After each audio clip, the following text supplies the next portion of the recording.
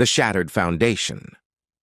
The rain hammered against the windows of Hartwell and Associates architecture firm as Natasha Winters hunched over her drafting table, her eyes burning from 12 straight hours of work. At 26, she had everything mapped out with the precision of the buildings she designed. In 3 months, she would marry Marcus Holloway, her college sweetheart. In 6 months, she would make junior partner at the firm. In a year, she and Marcus would buy that Craftsman house in Queen Anne with the view of Puget Sound. Her phone buzzed. A text from Rebecca Chen, her best friend since freshman year at the University of Washington. Working late again? You need to take care of yourself, babe. Marcus probably misses you. Natasha smiled at the screen.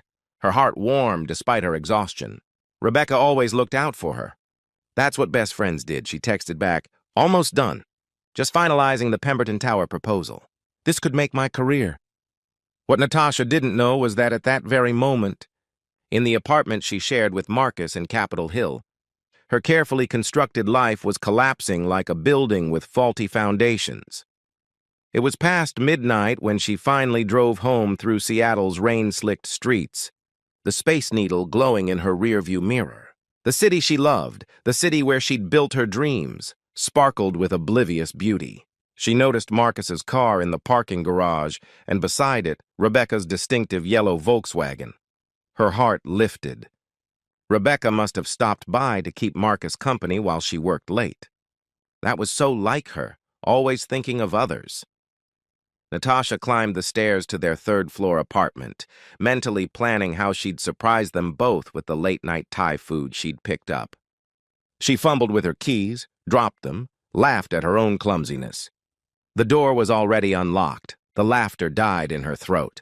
Clothes created a trail from the living room to the bedroom. Marcus's shirt, Rebecca's distinctive red jacket, a woman's shoe, then another. Natasha's hands went numb. The Thai food containers slipped from her grip, splattering pad Thai across the hardwood floor she'd spent a Saturday refinishing. She couldn't move forward. She couldn't turn back. She simply stood frozen in her own hallway while her world rewrote itself into something unrecognizable. Then she heard Rebecca's laugh. That familiar musical laugh she'd heard 1,000 times over coffee, during movie nights, through phone calls when one of them needed support. But now it was followed by Marcus's voice, low and intimate, saying things he used to say to Natasha. Her legs moved on autopilot. She pushed open the bedroom door. They didn't even have the decency to look surprised. Marcus, propped up on the pillows Natasha had bought last month, simply looked annoyed. Rebecca pulled the sheet up, but her eyes held something worse than guilt. They held satisfaction. Nat, Marcus said flatly, not even bothering to sound apologetic. We need to talk. How long? The words scraped out of Natasha's throat like broken glass. Rebecca sat up, and her next words would echo in Natasha's mind for years to come. Since your engagement party, actually. You were so busy showing everyone your ring, you didn't notice when we slipped away to the garden. She paused, then smiled. You were always so focused on your career, Nat. Someone had to give Marcus attention.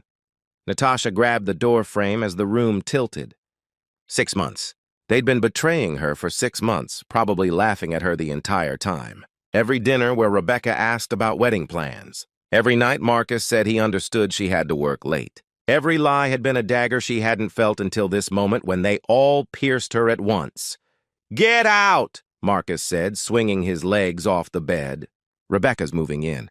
The lease is in my name. You have until morning. That night, Natasha sat in her car in a grocery store parking lot in the rain, watching dawn turn the sky from black to gray. Her phone buzzed with texts. The firm's senior partner. We need to discuss your position. Marcus's uncle is a major client. This is complicated. Her landlord from her old apartment. Sorry, already rented. Her other friends. We don't want to take sides. By sunrise, she understood the complete picture. Marcus had been planning this. Rebecca had helped him. And Natasha, brilliant architect who could design buildings to withstand earthquakes, had been too blind to see her own life crumbling. She had $400 in her checking account, a car with a cracked windshield, and a fire in her chest that burned hotter than shame, stronger than heartbreak. Natasha pointed her car south toward Portland and didn't look back. But she made herself a promise in that gray morning light. She would return to Seattle. And when she did, Marcus and Rebecca would learn that the woman they destroyed had been reborn as something they could never break again. The rise from Ashes Portland greeted Natasha with indifference, which was exactly what she needed. No one knew her story here. No one looked at her with pity or whispered behind her back. She was anonymous, invisible, free to reinvent herself without the weight of who she used to be. The first 6 months were a descent into a darkness she never knew existed. She rented a room in a house in southeast Portland that she shared with 4 other people, all strangers orbiting their own private disasters. Her room was barely large enough for a twin mattress and a small desk.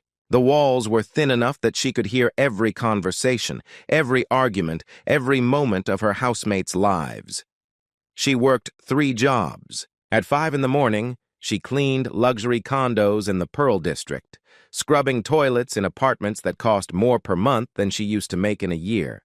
From noon to 6, she waited tables at a downtown cafe where business people complained about trivial problems, while she smiled and refilled their coffee. From 7 at night until 1 in the morning, she bartended at a dive bar in Old Town where the tips were decent and the questions were few.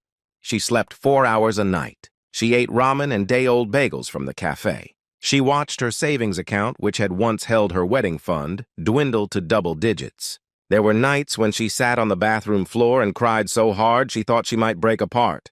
There were mornings when she stared at her reflection and didn't recognize the hollow-eyed woman staring back. But Natasha had discovered something in the ruins of her old life. When you've lost everything, you have nothing left to lose, and that makes you dangerous. During her lunch breaks at the cafe, she began studying. Not architecture anymore. That dream had died with her old life. Instead, she studied real estate development, property investment, market analysis. She devoured books about negotiation, about reading people, about turning nothing into something. She took free online courses from MIT and Stanford. She networked at every opportunity, collecting business cards like weapons. One evening at the bar, a regular customer named Thomas Greenfield watched her mix drinks with the precision she used to apply to drafting blueprints. He was in his 60s, wearing an expensive watch and a tired expression. "You're different from the other bartenders here," he said. Not as a pickup line, but as an observation. "You're studying something." Natasha looked up from the real estate journal hidden under the bar. "Property development. Why here, then?" He gestured at the dive bar with its sticky floors and flickering neon sign. "Because I'm building something," she replied. "And you can't build anything without a foundation, even if that foundation is serving whiskey to strangers at midnight?" Thomas laughed, a real laugh that seemed surprised to escape from him. They talked for 3 hours that night. She learned he was a tech entrepreneur who'd made his fortune in software and was now investing in real estate. He learned she had an architect's eye, a survivor's hunger, and ideas that were raw but brilliant. "I need an assistant," he said as the bar closed. "Someone who understands buildings, understands value, and isn't afraid to work themselves to death. The pay is $40,000 to start. You'll travel. You'll work weekends. You'll probably hate me 6 months in." "When do I start?" Natasha asked. "Tomorrow." That conversation changed everything. Working for Thomas was like attending the world's most expensive business school, except she was getting paid. He taught her how to spot undervalued properties, how to negotiate with developers who tried to intimidate her, how to see potential in abandoned warehouses and neglected neighborhoods. She absorbed everything like a desert absorbing rain. Within a year, she'd helped him flip 3 properties in Portland for significant profits. He made her a junior partner. Within 2 years, she'd identified and acquired a historic building downtown that everyone else had written off as unsalvageable. She renovated it into mixed-use space, commercial below and residential above. It sold for triple what they'd invested. Thomas looked at her across the conference table after that sale closed and said something that would define her future. "You don't need me anymore, Natasha. You need your own company." She was 30 years old when she started Winters Development Group with Thomas as a silent investor. The company focused on revitalizing neglected properties in emerging neighborhoods. She had an eye for potential that bordered on supernatural, finding diamonds in rough neighborhoods that other developers overlooked. Her architectural background gave her an edge no one else had. She could see not just what a building was, but what it could become. The money came slowly at first, then faster, then in amounts that made her dizzy. She bought a condo in the south waterfront with floor-to-ceiling windows overlooking the Willamette River. She hired a team of talented architects and contractors. She diversified into commercial real estate, then residential developments, then mixed-use projects that transformed entire city blocks. By 33, Winters Development Group had projects in Portland, Eugene, and Spokane. Her net worth had climbed into 8 figures. She wore designer clothes now, not because she cared about fashion, but because presentation was power.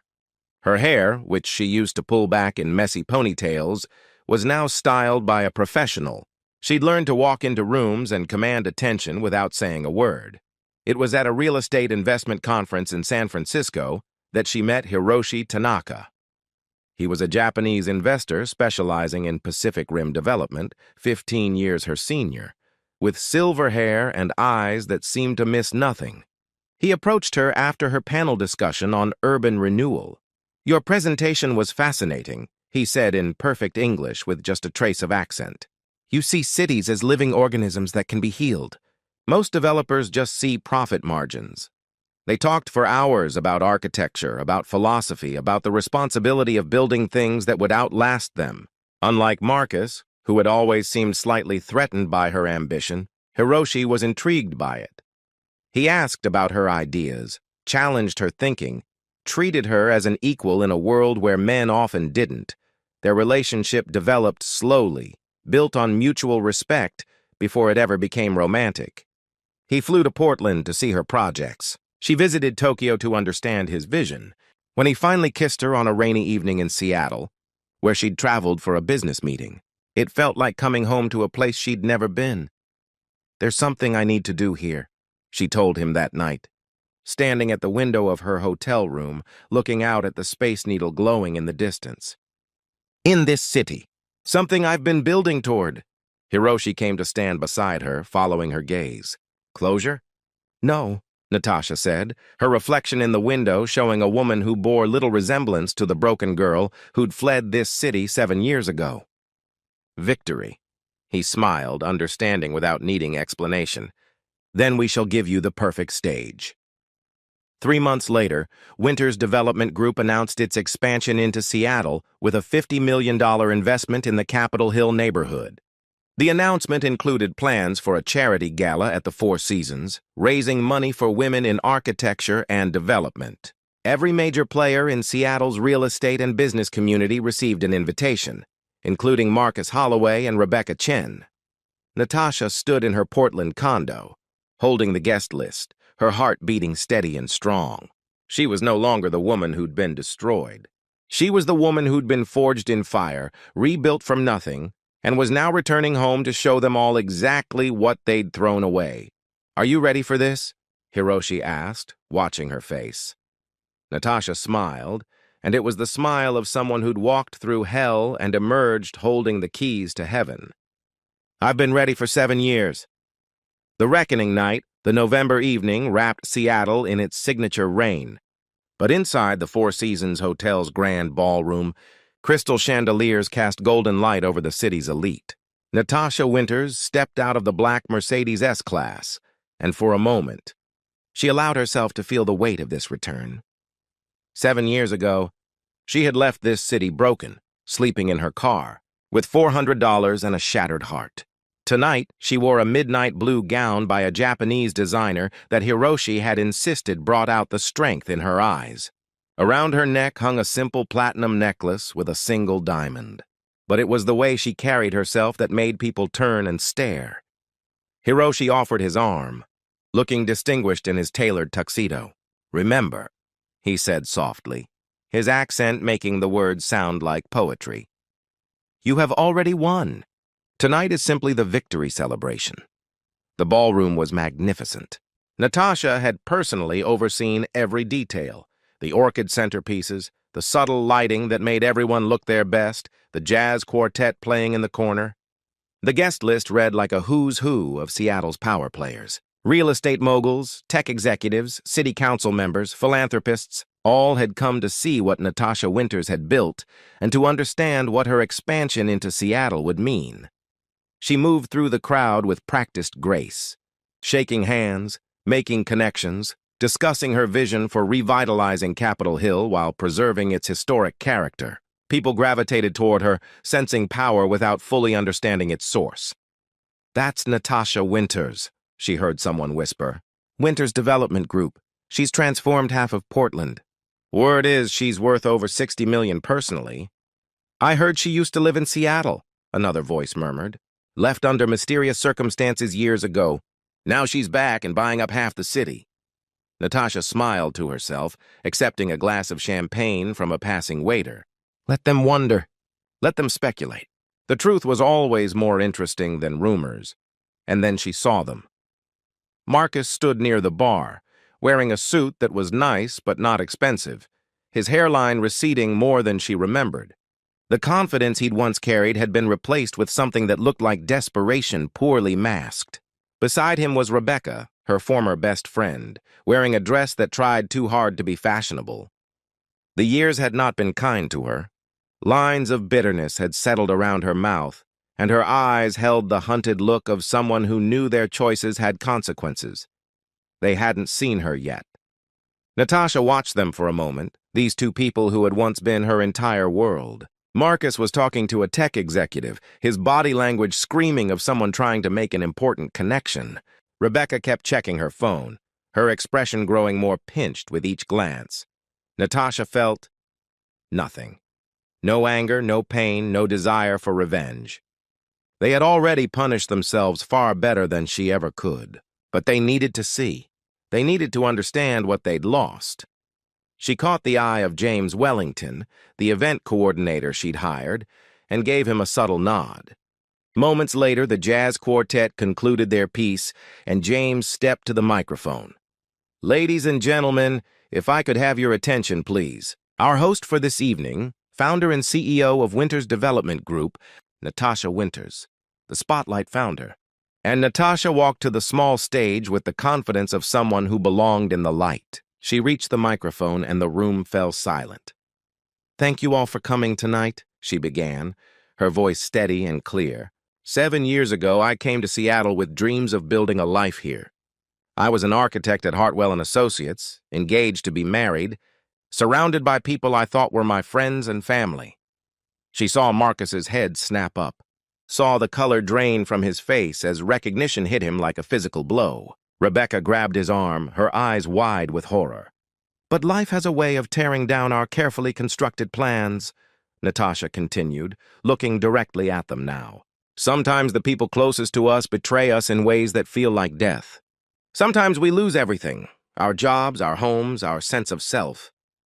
Sometimes we end up alone in a strange city with nothing but the clothes on our backs and the choice of whether to give up or get up." The room was utterly silent now. People followed her gaze to Marcus and Rebecca, who stood frozen like deer in headlights. "I chose to get up," Natasha said, her voice growing stronger. "I worked 3 jobs. I slept 4 hours a night. I studied until my eyes burned. I learned that rock bottom is actually a solid foundation if you're brave enough to build on it. I discovered that the woman I became in the aftermath of betrayal was far stronger than the woman I was before it."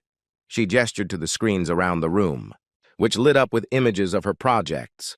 Transformed warehouses, revitalized neighborhoods, buildings rising from urban decay into architectural beauty. "Tonight, we're raising money for women in architecture and development because I know what it's like to start with nothing. I know what it's like to be dismissed, underestimated, and written off. And I know that sometimes the greatest gift someone can give you is forcing you to discover your own strength." Natasha paused, letting her gaze sweep the room before landing back on Marcus and Rebecca. "To those who broke me 7 years ago, I want to say thank you. Thank you for showing me I didn't need you. Thank you for forcing me to leave this city because in leaving, I learned to fly. And thank you for teaching me that the best revenge isn't cruelty. It's becoming so successful that your betrayers become irrelevant. She raised her glass. To second chapters, to women who rise, and to the beautiful truth that sometimes the worst thing that ever happens to you becomes the best thing that ever happened to you.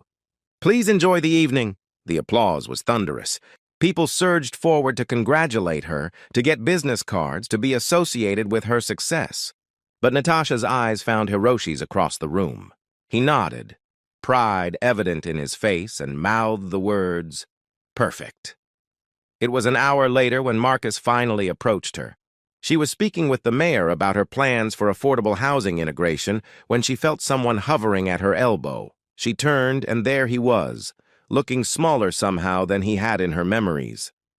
"Natasha," he said, his voice cracking slightly. Can we talk?" She looked at him for a long moment, then smiled with the graciousness of someone who could afford to be kind. "Of course. You have 60 seconds. I made a terrible mistake," he began, the words tumbling out. "Rebecca and we fell apart after 3 years. My consulting business never took off. I've been struggling. I heard you were back in town and I thought, maybe we could what?" Natasha asked, her voice gentle but firm. "Reconnect? Start over? Marcus, look at me. Really look at me. I'm not the woman you destroyed. That woman died in a grocery store parking lot 7 years ago. The woman standing before you is someone entirely new, someone you could never understand or appreciate." Rebecca appeared then, mascara smudged, her face blotchy from crying. "Nat, please." "I've wanted to apologize for years. What we did was unforgivable. I've hated myself every single day since then. When I heard you were back, that you'd become so successful, I'm so sorry." Natasha looked at both of them, these ghosts from her past, and felt only a deep, peaceful finality. "I forgive you," she said simply. "Not because you deserve it, but because carrying anger is exhausting, and I have better things to do with my energy. You taught me valuable lessons about trust, about resilience, about who I really am when everything is stripped away. So thank you, and goodbye." She turned to walk away, but Marcus grabbed her arm. "Wait, Are you happy? Really happy?" Natasha looked over at Hiroshi, who was deep in conversation with a city council member about her affordable housing initiative. She thought about her company, her team, the buildings she'd saved and neighborhoods she'd transformed. She thought about the woman she'd become, forged in fire and emerging as steel. "I'm more than happy," she said, gently removing Marcus's hand from her arm. "I'm free. I'm powerful. I'm exactly who I was always meant to be, and that's something you could never have given me." As she walked away, she heard Rebecca sob and Marcus's defeated whisper, "We really messed up, didn't we?" Natasha didn't turn around. Their realization wasn't her victory, it was simply a fact. Her victory was standing on this stage in this city that had once cast her out, transformed into a force that could not be broken, diminished, or defeated. Hiroshi met her at the edge of the ballroom, offering his hand. "Ready to go home?"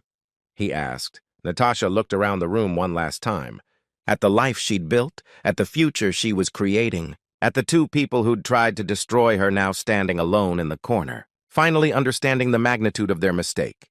"Yes," she said, taking his hand. "But first, there's one more announcement to make." She returned to the microphone, and the room quieted again.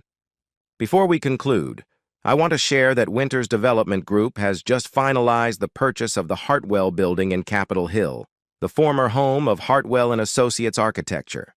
We'll be converting it into a center for women entrepreneurs, offering free workspace, mentorship, and resources for women starting their own businesses. Because every woman deserves the chance to rise, even after she falls. The former office where she'd once worked herself to exhaustion, where she'd lost her job because of other people's politics, would now be a place where women were lifted up instead of torn down. The applause was deafening as Natasha and Hiroshi left the Four Seasons. Rain falling softly on the Seattle streets, she felt a chapter finally close. The broken girl who'd fled this city was gone. The woman who'd survived, thrived, and returned victorious was here to stay. Marcus and Rebecca had wanted to erase her. Instead, they'd created something unstoppable. And that, Natasha thought, as the city lights blurred past the car windows, was the sweetest victory of all. The end.